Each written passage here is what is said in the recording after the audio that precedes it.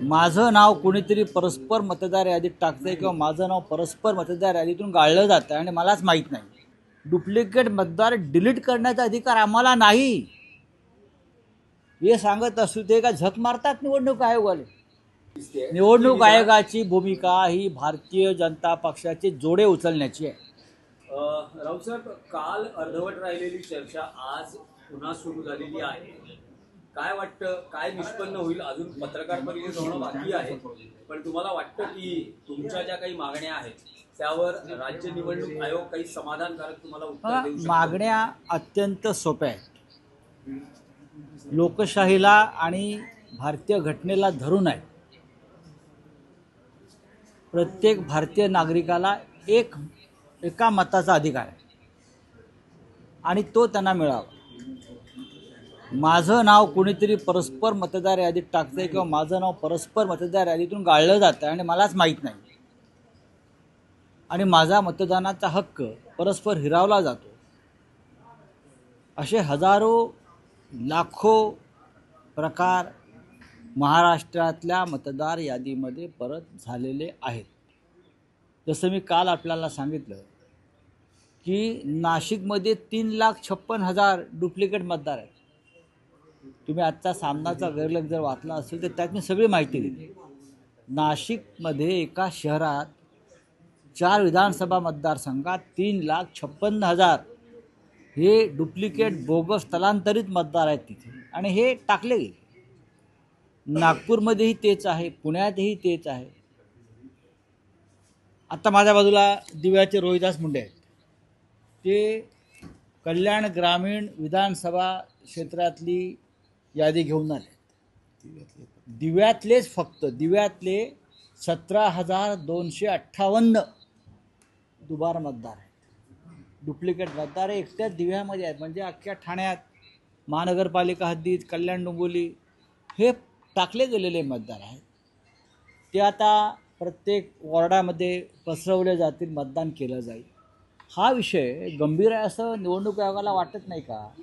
आणि डुप्लिकेट मतदार डिलीट करण्याचा अधिकार आम्हाला नाही हे सांगत असू ते का झक मारतात निवडणूक आयोगाले. डुप्लिकेट बोगस मतदार यादीतून वगळण्याचा अधिकार जर ह्यांना नसेल, निवडणूक आयोगाला, निवडणूक अधिकाऱ्यांना, मग कशा करता ह्यांना पोचतोय आमच्या कराच्या पैशातून? हा साधा प्रश्न आहे. त्यासाठीच ही मीटिंग. व्हीव्हीपॅट का नाही? सुप्रीम कोर्टाने सांगितलं आहे ना. मग मुंबई महानगरपालिकेमध्ये व्हीव्हीपॅट असायला पाहिजे. लोकांच्या मनात काही शंका आहे का व्हीव्हीपॅट नाही? प्रत्येकाला मतदानाचा अधिकार जरी मिळायचा असेल तर ऑनलाईनवरती जे काय मतदार नोंदणी आणि डिलिशन सुरू आहे, हा एक मोठा फ्रॉड भारतीय जनता पक्षाच्या IT सेलनं सुरू केलेला आहे, मिंदे गटानं सुरू केलेलं आहे. हे थांबावं असं निवडणूक आयोगाला वाटत नाही, आणि हे निष्पक्ष आणि पारदर्शक निवडणुका घेण्याच्या गोष्टी करतायत. हे अत्यंत एक डर्टी प्रकरण आहे, अत्यंत घाणेरडं प्रकरण आहे. अशा तऱ्हेनं या देशातल्या लोकशाहीला तिरडीवर टाकावं लागेल, किंवा नवे टाकलेलीचे अंत्ययात्रा सुरू आहे लोकशाहीची. नाही, पण राऊतसाहेब, काल जे शिष्टमंडळ राज्य निवडणूक आयोग किंवा मुख्य निवडणूक आयुक्तांना भेटलं, एकमत दिसलं एका मागणीसाठी की सदोष आहेत मतदार याद्या, असं सगळ्या विरोधी पक्षाचं म्हणणं आहे. आणि जोपर्यंत या याद्या दुरुस्त होत नाही, मतदार याद्यांमधले घोळ मिटत नाहीत, तोपर्यंत निवडणुका घेऊ नका, अशी एक मागणी समोर आहे. ही सामुदायिक मागणी आहे की मतदार याद्या म्हणजे निवडणूक प्रक्रियेतली भगवद्गीता आहे. लक्षात घ्या, पवित्र आहे. मतदार यादी ही शुद्ध आणि पवित्र असायला पाहिजे, तर निवडणुका पारदर्शक होतील. करेक्ट? आम्ही मतदार यादीला भगवद्गीतेचा दर्जा देतो लोकशाहीमध्ये. तीच जर अपवित्र, अशुद्ध असेल तर तुम्ही कोणत्या आधारावर पारदर्शक निष्पक्ष निवडणुका घेणार? जोपर्यंत निवडणूक यादी, मतदार यादी ही स्वच्छ होत नाही, पारदर्शक होत नाही, निष्पक्ष होत नाही, सदोष निर्दोष होत नाही, तोपर्यंत कोणत्याही निवडणुकीला काहीच अर्थ राहत नाही. विधानसभा निवडणुकांच्या प्रक्रियेवरती आजही लोकांच्या मनात शंका आहे. लोकसभा निवडणुकीत ज्या प्रकारे 40-45 जागांचा घोळ झाला, त्यात शंका आहेत.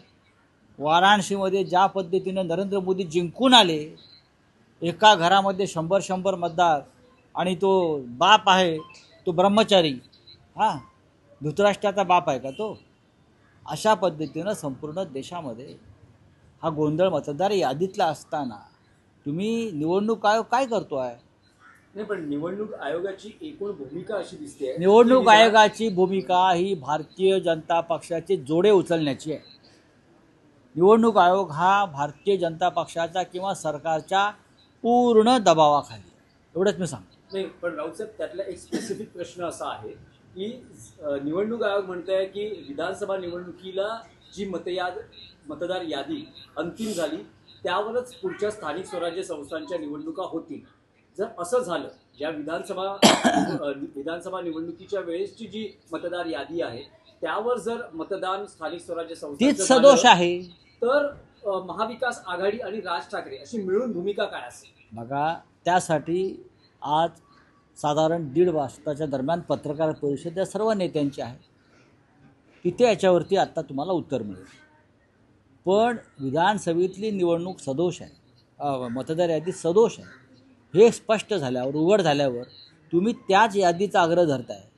पण पुन्हा या मधल्या काळामध्ये अनेक ठिकाणी पुन्हा डुप्लिकेट मतदार आलेले आहेत.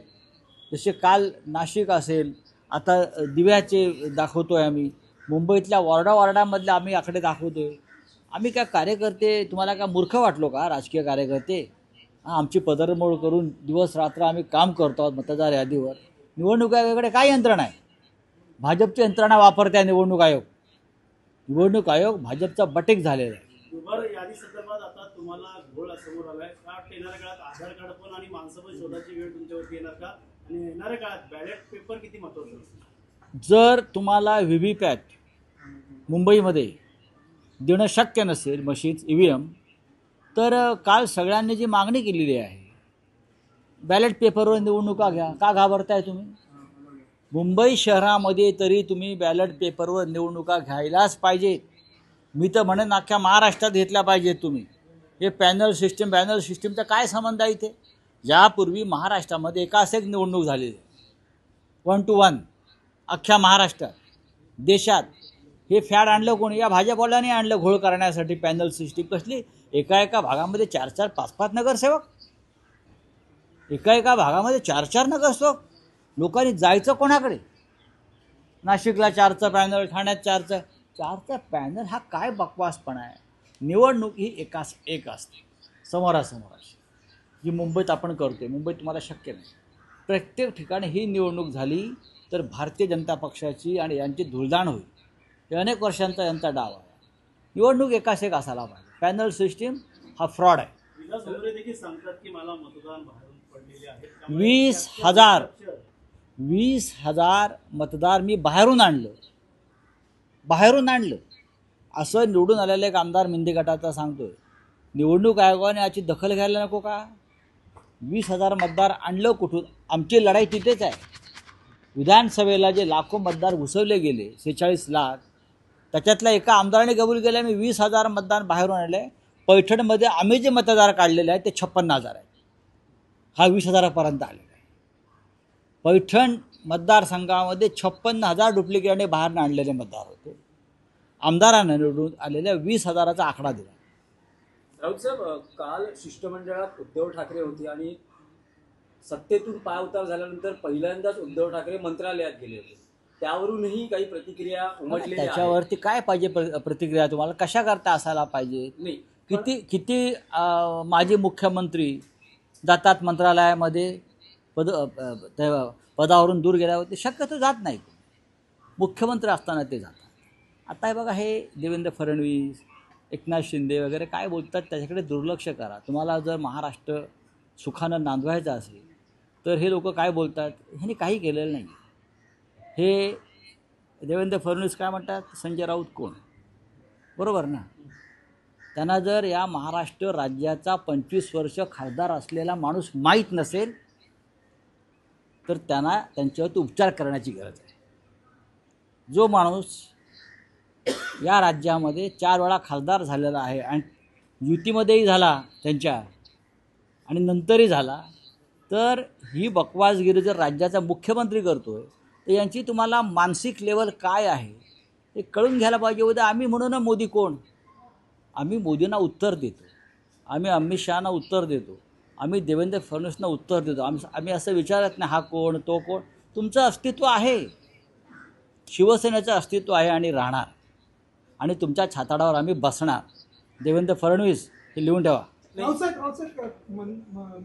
मविया जी आहे ती पराभवाच्या मानसिकतेत गेल्या असल्यामुळे ती अशा प्रकारे फेक नरेटिव्ह सेट करण्याचा प्रयत्न करते असं बावनकुळे यांचा टोला लागवलेला आहे.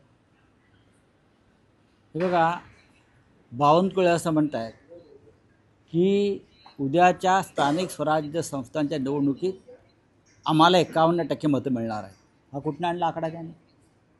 याचा अर्थ 51% घोटाळा त्याने करून ठेवलेला आहे. हा 51% आकडा आणला कुठून? अजून निवडणुका व्हायच्या आहेत, निवडणुका घोषित व्हायच्या आहेत, आणि बावनकुळे म्हणतात आम्हाला 51% मतं मिळणार आहेत आमच्या आघाडीला का युतीला. ह्याच्यावरती आम्ही जेव्हा बोट दाखवतो तेव्हा मग हा पराभवाच्या मानसिकतेत, तो पराभवाच्या मानसिकतेत. निवडणुका बॅलेट पेपरवर घ्या, मग पराभव कोणाचा होतो आपल्याला कळेल.